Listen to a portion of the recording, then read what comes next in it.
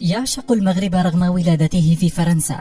طلب غريب نفذته له الجامعة، وسبب جعله يحب لقب الأفوكادو. ما لا تعرفه عن شخص وليد الركراكي؟ أشهر من نار على علم. كذلك هو وضع المغربي وليد الركراكي، الذي بات على لسان كل مغربي وعربي في الآونة الأخيرة، عقب قيادته أسود الأطلس لتحقيق إنجاز التأهل لدور 16 من كأس العالم قطر 2022.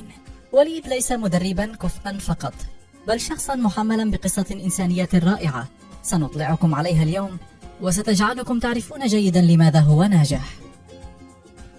يعشق المغرب رغم ولادته في فرنسا. ولد الركراكي سنة 1975 في محافظة كروبي إيسون الفرنسية، ورغم أنه نشأ وكبر في فرنسا إلا أنه لم يتنفس سوى عشق بلد واحد، المغرب. والده يقول عن ذلك: هو بالفعل متيم بحب المغرب، إنه مجنون بالبلد. رغم أنه قضى جزءا من حياته في فرنسا، كنت أطلق عليه لقب الفرنسي الصغير حينما كان طفلا، وكان يفضل لقب المغربي. لم يتردد بعد الاعتزال في العودة لوطنه والعمل هناك لأنه يشعر بانتماء كبير وراحة كبيرة داخل البلد. وليد بالفعل ولأسباب شخصية على رأسها حب البلد قرر العودة إلى الوطن والاستقرار فيه، عكس ما يفعله جل المحترفين بالبقاء في أوروبا والتكوين هناك ثم العمل في الأندية الأوروبية. طلب غريب نفذته الجامعة.